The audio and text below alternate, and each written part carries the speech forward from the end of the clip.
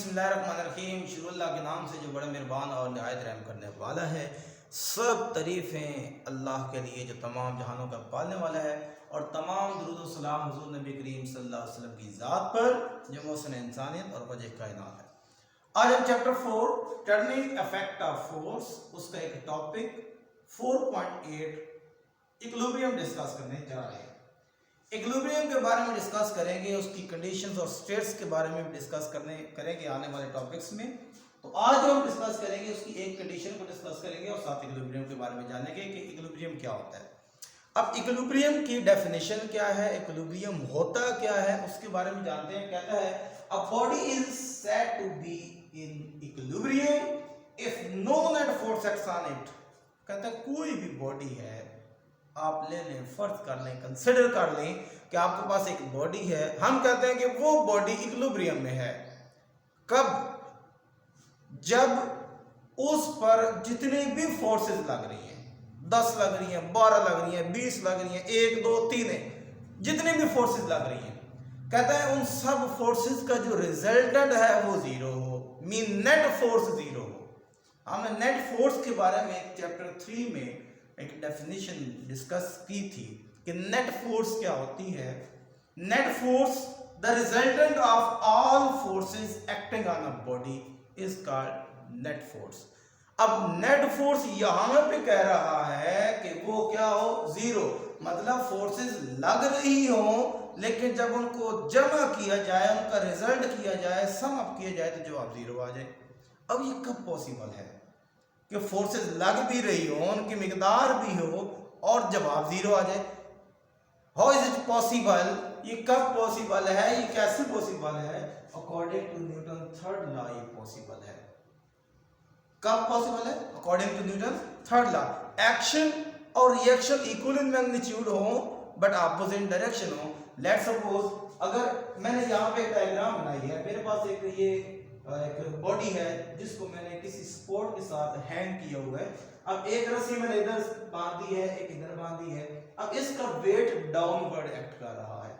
अब इस पर इस एंड से भी फोर्स लग रही है जिसको मैंने F1 का नाम दे दिया, इस साइड से भी फोर्स लग रही है जिसको मैंने F2 का नाम दे दिया।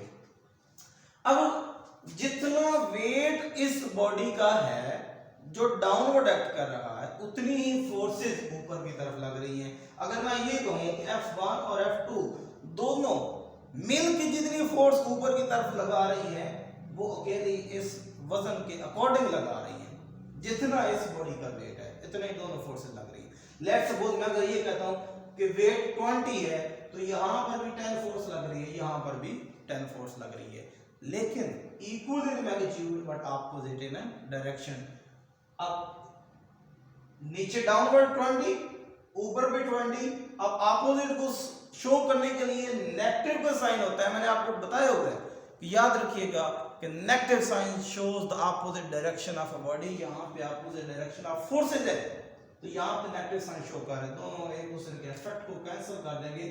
आप देखेंगे body is at rest, body rest में।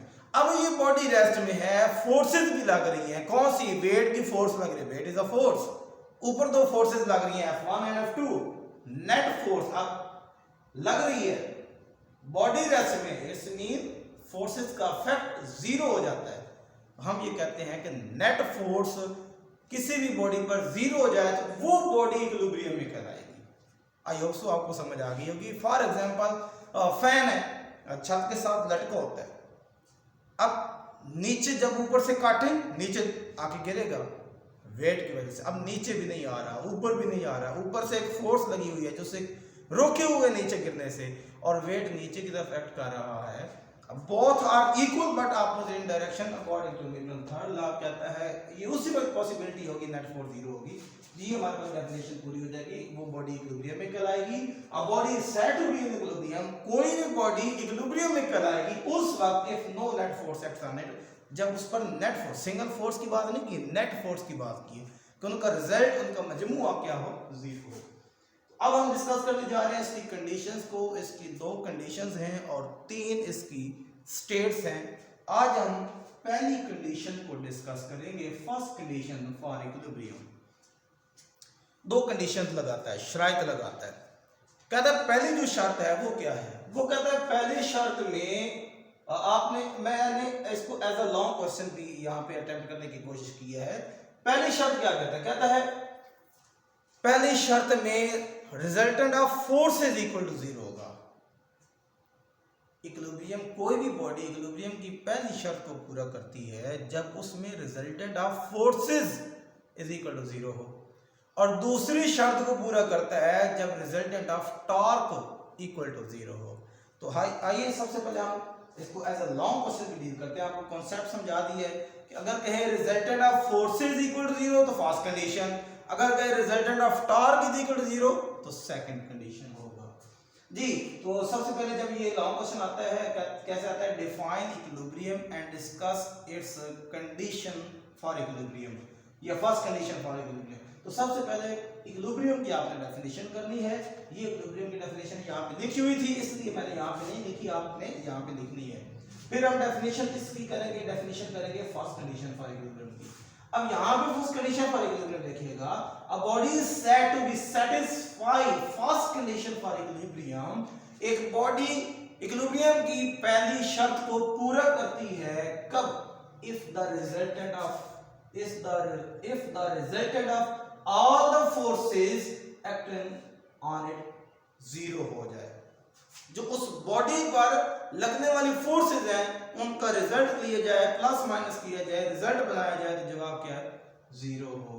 तो this is called first condition for equilibrium. अब एक्सप्लेनेशन में जाते हैं।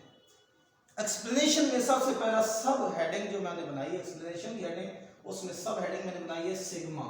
This is the symbol for sigma, जो सिग्मा के लिए यूज होता है। अब सिग्मा होता क्या है उसके बारे में हम बताएंगे। पहले द सिंबल सिग्मा, ये एम की तरह लिखा जाता है इस तरह, इज अ ग्रीक लेटर, ये ग्रीक लेटर है कॉल्ड सिग्मा, जिसको सिग्मा कहा जाता है। यूज किस लिए होता है, यूज फॉर समेशन, सम, ये सम करने के लिए, यानी कि 2 3 4 5 6 7 8 9 10 या एनी नंबर ऑफ फोर्सेस या एनी नंबर ऑफ वेक्टर्स आपके पास हैं, उनको ऐड करना चाहते हैं तो आप उसके लिए क्या सिंबल यूज करेंगे, सिग्मा। यानी कि इस सारे की बजाय ये जो सारा लिखा हुआ है F1 plus F2 plus F3 plus F4, इन सब की बजाय अगर हम ये लिख दें तो ये इसका मीनिंग भी वही होगा। इसका मतलब ये है कि जहां पर सिग्मा का लेटर होगा इसका मतलब होगा कि वो ये चीज लिखी हुई है, कोई चीज, ये F एन टाइम सम हो रहा है, इसका मतलब ये होगा। तो ये इसका मैं डेफिनेशन। अब कंसीडर हमने किया एक्सप्लेनेशन के लिए, consider n number of forces means F1 F2 F3 up to Fn are the forces acting on a body. ये n नंबर ऑफ फोर्सेस, वो 2 हो सकती हैं, वो 3 हो सकती हैं, वो 4 हो सकती हैं, वो 10 हो सकती हैं, एनी नंबर ऑफ फोर्सेस हमारे पास हैं। हमने जनरल डिस्कशन करनी है तो n नंबर ऑफ फोर्सेस हमने ले ली अकॉर्डिंग टू डेफिनेशन। इक्विलिब्रियम की डेफिनेशन के मुताबिक क्या है कि जब सम करेंगे जवाब किसकी इक्वल होना चाहिए, 0, नेट फोर्स इक्वल टू 0। ये देखें equilibrium if no net force equal act on it, ये यहाँ पे हम देखें फर्स्ट कंडीशन की बात करें तो acting on it is equal to 0, resultant of all force acting on it is equal to 0। तो जितनी भी फोर्स है उनका रिजल्ट इक्वल टू 0 होगा। F1 plus F2 plus F3 up to so on plus Fn is equal to 0। अब इसके जगह सारे के सारे मैं क्या लिख दूंगा, sigma F is equal to 0। अब इसके मैंने 2 फर्दर हेडिंग्स बनाई हैं, x कंपोनेंट या y कंपोनेंट की तरह। अगर along x axis forces act कर रही हैं या along y axis forces act कर रही हैं, उसके लिए भी ये लग सकता है। लेट्स सपोज अगर अलोंग x कंपोनेंट या अलोंग x एक्सिस आपकी फोर्सेस एक्ट कर रही हैं तो as F1 F2 F3 up to Fn are the forces, so F1x means x से मुराद क्या है, along x axis, plus F2x plus F3x plus up to so on plus Fnx is equal to 0। तो sigma Fx is equal to 0 आ जाएगा। यहाँ पे था sigma F is equal to 0 mean general discussion हमने की, हमने यहाँ पे x के लिए किया तो सिग्मा Fx, x छोटा सा नीचे बेस में लिखना है, sigma Fx is equal to 0।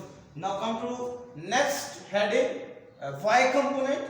y component में लेट्स सपोज हमारे पास ये फोर्सेस हैं और किसी बॉडी पर एक्ट कर रही हैं। अगर किसी बॉडी पर एक्ट कर रही हैं तो अलोंग y एक्सिस अगर फोर्सेस लग रही हैं तो ये फार्मूला क्या बन जाएगा, f1y plus f2y plus f3y up to so on plus fny is equal to 0। तो हमारे पास सिग्मा की शक्ल में लिखें तो sigma fy is equal to 0। ये हमारे पास टॉपिक था और इसमें आखिर पे आप एग्जांपल लिख सकते हैं। फॉर एग्जांपल कोई पूछा है आपसे एग्जांपल पूछे शॉर्ट क्वेश्चन में right the give the example for first condition for equilibrium, या इक्विलिब्रियम की एग्जांपल भी ये दी जा सकती है। तो example a picture hanging on the wall is in equilibrium. जो पिक्चर है लेट्स सपोज दीवार से लटकी हुई है तो वो एक मिसाल है किसकी, इक्विलिब्रियम की।